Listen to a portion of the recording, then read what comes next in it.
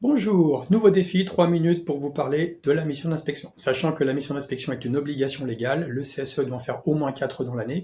Pourquoi 4? Tout simplement parce que l'employeur doit définir dans un programme prévisionnel qu'il va envoyer à l'inspection du travail, à la CARSAT ou la CRAMIF pour les deux France, le médecin du travail, les 4 réunions au cours desquelles, en plus de tous les autres sujets, on doit parler obligatoirement santé, sécurité et conditions de travail.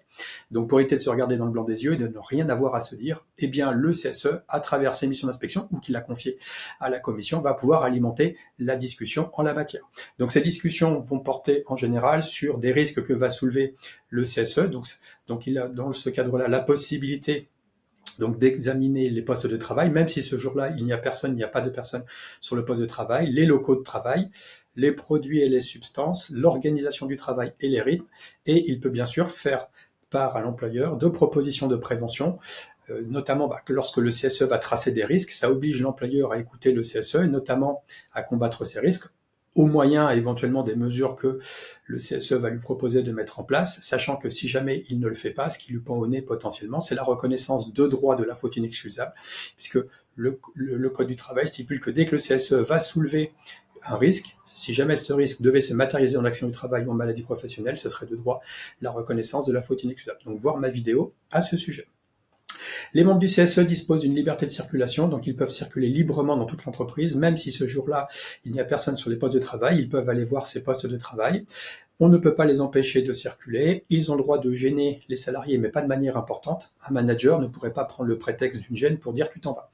La gêne importante, c'est si le membre du CSE empêchait le salarié d'effectuer sa mission ou le mettait en insécurité, sachant que les membres du CSE doivent aussi respecter les consignes de sécurité en la matière. Donc les oppositions potentielles, les restrictions à la liberté d'inspection, ça pourrait être éventuellement donc sur des problématiques de confidentialité. Les membres du CSE peuvent aller inspecter un CODIR. Simplement, alors il peut y avoir des pressions après de la part de l'employeur qui ne va pas trop apprécier, mais un CODIR c'est aussi une situation de travail, donc c'est une possibilité d'inspecter. Par contre, si jamais donc il y a des moments où il y a des éléments de confidentialité, l'employeur pourrait demander aux membres du CSE de sortir, à la condition donc qu'il y ait une vraie justification, que ce soit motivé par une justification, et à la condition que l'employeur n'empêche pas le CSE de réaliser sa mission d'inspection. Donc ils sortiront, ils rentreront. Pour les entreprises extérieures, sauf si c'est un sous-traitant qui vient effectuer un travail à l'intérieur du périmètre du CSE, tout ce qui va sortir du périmètre du CSE, sauf accord plus favorable, le CSE ne pourra pas l'inspecter. Donc les points à retenir, donc on va avoir 4 missions d'inspection obligatoires. On va avoir donc une liberté de circulation qui est assez large.